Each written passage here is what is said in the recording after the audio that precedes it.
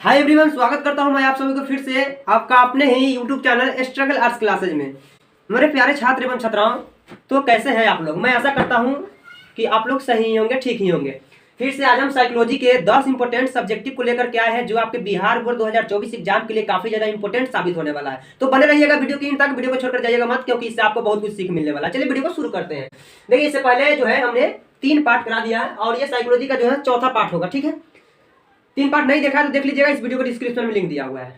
देखिए, यह जो 10 प्रश्न है उसमें से पहला प्रश्न देखिए। पहला प्रश्न बोला है व्यक्तिगत विभिन्नता क्या है। प्रश्न क्या बोला, व्यक्तिगत विभिन्नता क्या है। आप भी एक व्यक्ति है, हम भी एक व्यक्ति है। देखिए, सभी व्यक्ति के अंदर गुण सब किस्म का होता है। समझते रहिएगा, इसका मतलब हम क्या समझा रहे हैं। साइकोलॉजी से आपको समझ में नहीं आएगा किताब से, ऐसे हम अपने भाषा में समझा रहे ताकि आपको समझ में आए। आपको बहुत दिक्कत होता है साइकोलॉजी को लेकर के, हम समझ रहे हैं इस दुख को। तो सभी व्यक्ति के अंदर अलग अलग तरह की गुण पाया जाता है। सभी व्यक्ति का रहन सहन भी अलग अलग होती है। सभी का पहनावा हो, रहन सहन हो, रीति रिवाज, सभ्यता संस्कृति, लगभग सभ्यता संस्कृति को भारत के लोग तो एक ही है, फिर भी सबका अलग अलग होता है। सबका गुण भी अलग अलग होता है। खासतौर पर यहाँ पर हम गुण की बात करेंगे, सबका गुण अलग अलग होता है। तो यहाँ पर सब बात करने से निष्कर्ष ये निकल रहा है, 100 बात एक बात में समझिए, कि सभी व्यक्ति के अंदर या फिर किसी भी व्यक्ति में जो गुण पाया जाता है अलग अलग, उसे व्यक्तिगत विभिन्नता कहते हैं। यानी व्यक्तियों में जो विभिन्नताएं पाई जाती है, चाहे वो गुण को लेकर के हो, रहन सहन, सभ्यता संस्कृति, रीति रिवाज, आप कुछ भी मान लीजिए, इन सारी बातों को लेकर के व्यक्तियों में जो विभिन्नताएं पाई जाती है उसे व्यक्तिगत विभिन्नता कहते हैं। सभी व्यक्ति में अलग अलग तरह की सब गुण होता है। तो वही बात हुआ, जो व्यक्ति में जो भी विभिन्नताएं पाई जाती है, सभी व्यक्ति में जो भी विभिन्नताएं पाई जाती है उसे व्यक्तिगत विभिन्नता कहते हैं। आप इतना लिखिए, आपका 2 नंबर देगा। 2 नंबर का है, 2 नंबर का जान लीजिएगा। क्या साइकोलॉजी है, सटीक उत्तर खोजता है वो। आप सटीक उत्तर लेकर के आइए, जैसे हम समझा रहे हैं, आपको नंबर फुल मार्क्स मिलेगा, नंबर नहीं काटा जाएगा। शर्त यह है कि आपको साइकोलॉजी का ऑब्जेक्टिव को पकड़ बनाइए। सब्जेक्टिव तो इधर हम हैं और प्रैक्टिकल में तो उधर मिलेगा ही मिलेगा, जितना का है। तो साइकोलॉजी में आप आराम से जो है 90+ मार्क्स उठा सकते हैं। बस उम्मीद करके लगे रहिए। नेक्स्ट प्रश्न देखिए, मूल्यांकन क्या है। मूल्यांकन पूछ रहा है क्या है। तो देखिए, जब हम लोग एक व्यक्ति की गुण की तुलना दूसरे व्यक्ति के गुण से करते हैं ना, तो इसे मूल्यांकन कहा जाता है। मान लीजिए उस व्यक्ति के पास ज्यादा गुण है, किसी व्यक्ति के पास कम गुण है। मान लीजिए आप ही के पास ज्यादा गुण है, मेरे पास कम गुण है, तो यहाँ पर हम दोनों की गुण की तुलना हो रहा है, तो इसे हम लोग मूल्यांकन कहेंगे। ठीक है ना। तो आप मूल्यांकन का परिभाषा लिख सकते हैं, हमें संपूर्ण उम्मीद है। नेक्स्ट प्रश्न देखिएगा, 3 नंबर, एनोरेक्सिया नर्वोसा क्या है। समझिए, एनोरेक्सिया नर्वोसा क्या है। तो समझिए, एनोरेक्सिया नर्वोसा सबसे पहले तो आप समझिए एक प्रकार की बीमारी है। ठीक है ना। क्या है, एक प्रकार की बीमारी कह लीजिए, रोग कह लीजिए, चलेगा। यह एनोरेक्सिया नर्वोसा जो है एक प्रकार की क्या है, बीमारी है। ठीक है ना। ऐसे दिखाई दे रहा है, थोड़ा दूर यहाँ चमक रहा होगा। खैर कोई नहीं, हम प्रश्न पढ़ देते हैं, उत्तर तो बोल ही रहे, आप समझते ही रहिए। एनोरेक्सिया नर्वोसा एक प्रकार की बीमारी है, और यह जो बीमारी है, यह बीमारी होता कैसे है। तो जब हम अपने ही शरीर के बारे में गलत विचार सोचते हैं और गलत विचार सोच करके जब हम बीमार पड़ जाते हैं, तो इसे एनोरेक्सिया नर्वोसा कहा जाता है। ऐसे भी लिख सकते हैं, जब हम अपने शरीर के बारे में गलत सोचते हैं, गलत सोच करके जब हम बीमार पड़ जाते हैं, वैसी स्थिति में इसे एनोरेक्सिया नर्वोसा कहेंगे। बोलते हैं ना, अरे यार मेरा शरीर मोटा गया है, और बहुत डिप्रेशन में चल जाते हैं, टेंशन में चल जाते हैं, सामने वाला उठाने भी लगता है। तो इन सभी बातों के कारण डिप्रेशन में चल जाते हैं, टेंशन में चल जाते हैं, अपने शरीर के बारे में गलत गलत विचार लाने लगते हैं। अनेकों तरह का विचार हो सकता है, अनेकों तरह की कोई कमी हो सकती है शरीर में, तो इसे एनोरेक्सिया नर्वोसा कहा जाता है। हर इंसान के अंदर, प्रत्येक इंसान के अंदर अगर कुछ गुण है तो कुछ अवगुण भी है। आप ऐसा मत मान लीजिए कि आपके अंदर केवल अवगुण है, गुण नहीं है। आपके अंदर गुण भी है, अवगुण भी है, दोनों है। बस शर्त यह है कि आप किसका इस्तेमाल ज्यादा कर रहे हैं, गुण या अवगुण का, ये बात निर्भर करता है। आगे देखिए, नेक्स्ट प्रश्न, द्रव दुरुपयोग और द्रव निर्भरता क्या है। दोनों में अंतर करना है। चलिए अंतर स्पष्ट करते हैं अपने भाषा में। देखिए, द्रव दुरुपयोग हम लोग उसे कहेंगे जिसमें व्यक्ति जब वो नशा करता है ना, व्यक्ति अनेकों तरह का नशा करता है, तो जब व्यक्ति नशा करता है, उस नशा के कारण जब उस व्यक्ति को जो नुकसान होता है, उसके परिवार को जो नुकसान होता है, इसे हम लोग द्रव दुरुपयोग कहते हैं। फॉर एग्जाम्पल देखिएगा द्रव दुरुपयोग का, जैसे कि गुटखा हो गया, सिगरेट हो गया, दारू हो गया, शराब हो गया, इत्यादि कर सकते हैं। तो इन सभी चीजों को करने से जो उस व्यक्ति को नुकसान होता है, उसके परिवार को नुकसान होता है, इसे द्रव दुरुपयोग कहते हैं। आप बोलिएगा सर करेगा वो जब अमल, तो फिर परिवार को क्यों नुकसान होगा। आप समझदार है, समझ सकते हैं। खैर उसकी नशा अगर उसका पुत्र ही कर रहा है, तो इससे उसके पुत्र को तो खैर नुकसान होना ही होना है, प्लस में परिवार का भी बहुत नुकसान होता है, भारी नुकसान होता है, आप समझ सकते हैं। वहीं द्रव निर्भरता देखिएगा, द्रव दुरुपयोग तो समझ में आ गया, जिसमें व्यक्ति करता है उसको नशा होता है, जिससे हानि होता है, नुकसान होता है, परिवार को भी, उसको भी। वहीं देखिएगा द्रव निर्भरता क्या बोल रहा है। द्रव निर्भरता का है तो वैसा द्रव पदार्थ जिसको व्यक्ति करना तो नहीं चाहता है, ठीक है ना, वैसा द्रव पदार्थ जिसे व्यक्ति करना तो नहीं चाहता है, जिसे खाना नहीं चाहता है, जिसे पीना नहीं चाहता है, मजबूरन बस उसे पीना पड़ता है, खाना पड़ता है। जैसे कि हम बात करते हैं कफ सिरप। कफ सिरप जिसको कफ सिरप आप कहते हैं, ठीक है ना, व्यक्ति उसको नहीं चाहता है खाना, लेकिन मजबूरन बस उसे खाना पड़ता है कफ सिरप। आप क्या समझते हैं, कफ सिरप में नशा नहीं है, बहुत नुकसान होता है। एक शीशी अगर आप खरीद के एक झोंक में पी लेते तो झुला देगा आपको, ये याद रख लीजिए आप।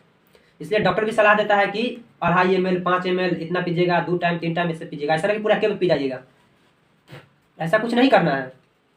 तो ये हो गया द्रव निर्भरता, ठीक है ना, जिसको व्यक्ति करना नहीं चाहता लेकिन मजबूरन बस उसे करना पड़ता है, व्यक्ति उसी पर निर्भर हो जाता है, क्योंकि फिर नहीं करेगा तो फिर उसका जो स्थिति है वो सुधर नहीं पाएगा।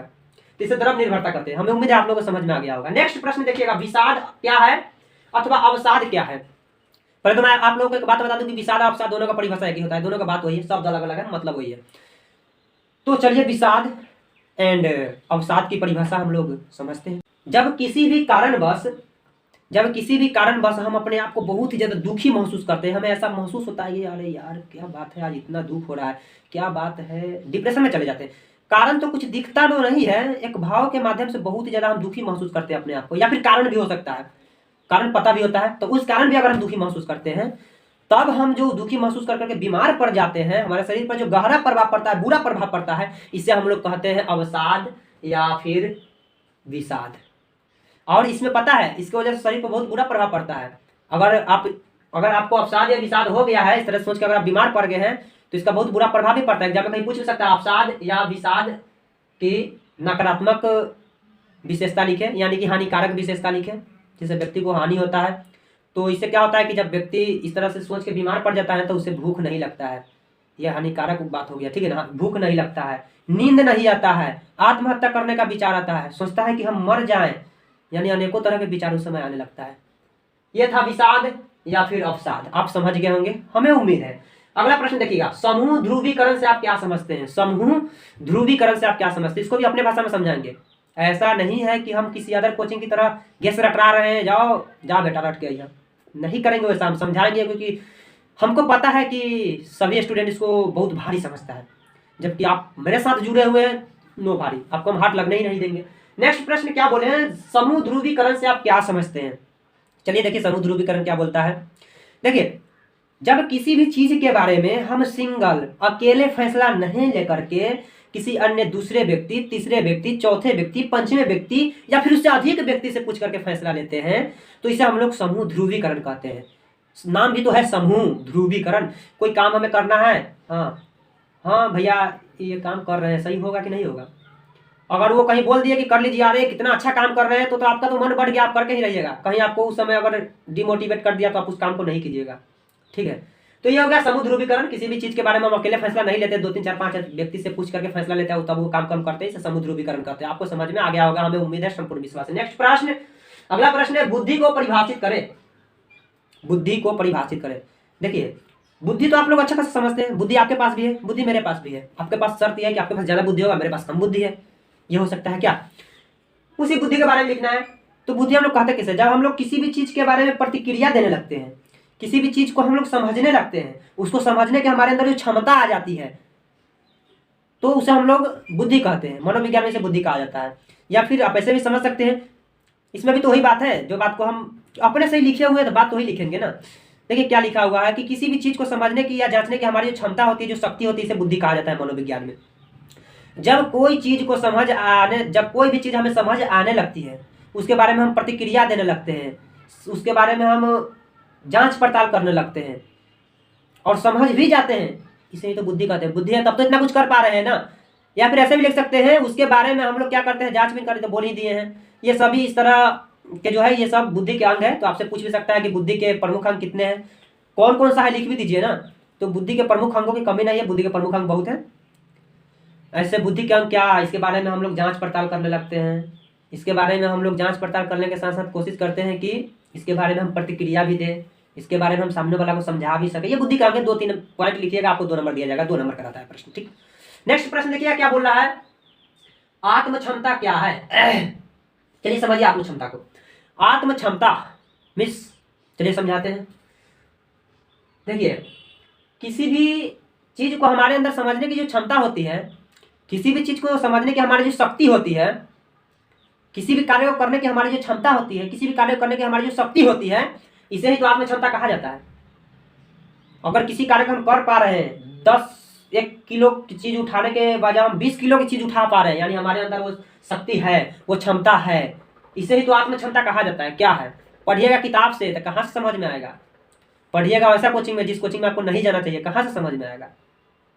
हम किसी कोचिंग के विरोध नहीं कर रहे हैं, माफ कीजिएगा। नेक्स्ट प्रश्न देखिए, विशिष्ट कौशल से आप क्या समझते हैं? चलिए समझते हैं विशिष्ट कौशल आखिर है क्या। अब आपसे हम एक बात पूछना चाह रहे हैं, सभी व्यक्ति के अंदर सब किस्म का गुण पाया जाता है।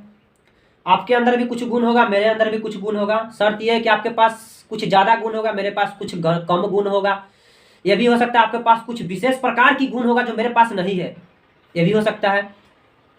तो विशिष्ट कौशल एक प्रकार की विशेष कौशल है। विशिष्ट कौशल जो है एक प्रकार की विशेष कौशल है। अगर किसी व्यक्ति के अंदर विशिष्ट कौशल होता है तो उस कौशल के माध्यम से, विशिष्ट पहले समझिए, विशिष्ट कहे तो यहां पर हो जाता है विशेष प्रकार की, कौशल कहे तो हुनर। तो विशेष प्रकार की एक हुनर क्या है आप नहीं समझ रहे, अपना भाषा में विशेष प्रकार की हुनर क्या है? तो हमारे अंदर जो शक्ति क्षमता होती है, हमारे अंदर जो कौशल होती है, विशेष प्रकार की जो हुनर होती है, और तब उस हुनर के माध्यम से हम किसी को समझा पाते हैं कुछ, तो इसे ही तो विशेष कौशल कहते हैं। आप फॉर एग्जाम्पल समझिएगा, आप कहीं और भी पढ़े होइएगा, आप यहाँ भी पढ़ रहे हैं, आप उम्मीद लगा करके यहाँ पाए हैं, कहीं और भी आपको समझाया गया होगा, आपको हम यहाँ भी समझा रहे हैं। अब आप अनुमान लगाइए कि क्या आपको वहाँ ज़्यादा समझ में आया, यहाँ समझ में आया। या फिर ऐसा भी हो सकता है आप पढ़ाई कर रहे हैं, कोई और व्यक्ति भी पढ़ाई कर रहा है, ठीक है ना, आप एग्जाम दिए, वो भी एग्जाम दिया, अगर आपसे ज़्यादा नंबर वो ले आया है, यानी कि उसके अंदर विशेष प्रकार की कौशल है, विशेष प्रकार की हुनर है।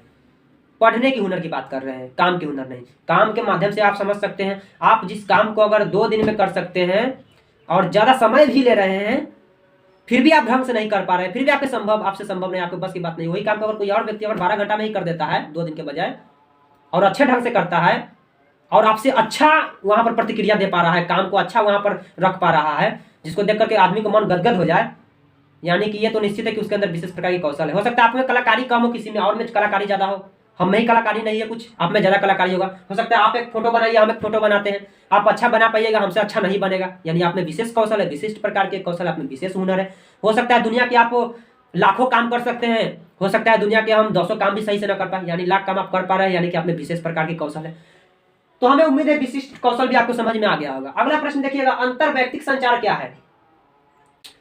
देखिए बोल रहा है क्या, अंतर व्यक्तिक संचार, व्यक्तियों के समूह में अपने बात को रखना, अपने बातों के बारे में व्यक्तियों को राजी करवा देना। मान लीजिए कोई बात मेरे दिमाग में है, कोई बात मेरे मन में है, ठीक, और हम समूह के पास गए, किसी व्यक्ति के पास गए, वहां पर हम अपनी विचार को रखे, कोई बात को रखे, और वो मानने को तैयार नहीं है, फिर भी हम उसको मना लिए अपने बात से, तो इसे हम लोग कहते हैं अंतर व्यक्तिक संचार। चलिए इसमें क्या बोल रहा है, कोई बात बोल रहा है, अपने बात को दूसरे मानव से मनवा लेना, अंतर व्यक्तिक संचार है। चाहे आप ऐसे भी समझ सकते हैं, समूह सब गांव में चलता है, लगभग अभी लगभग सब गांव में समूह चल रहा है। तो समूह में जो है ना, अपना मन से एक व्यक्ति अपना बात नहीं रख सकता है, वो अपना बात को जाएगा वहां पर 10 व्यक्ति के बीच में रखेगा, 10 व्यक्ति को अगर मंजूर आया तो उस बात को उसमें लागू किया जाएगा, अगर ना मंजूर में आया और वो बात अच्छा है तो ये व्यक्ति एक व्यक्ति को अलग से बुलाएगा, उससे बातचीत करेगा, उसको मोटिवेट करेगा, उसको समझाएगा, उसके बाद ये दोनों विचार करेगा, हाँ बात तो आपका सही है, उसके बाद सब आदमी फिर एक साथ मिलेगा, फिर बात करेगा, यानी किसी भी तरीका से समूह को मना ही लेगा। अगर मना लिया, अपने बात को समूह में रख दिया, इसके बाद चल रहा है समूह में, तो उसी को कहेंगे अंतर व्यक्तिक संचार।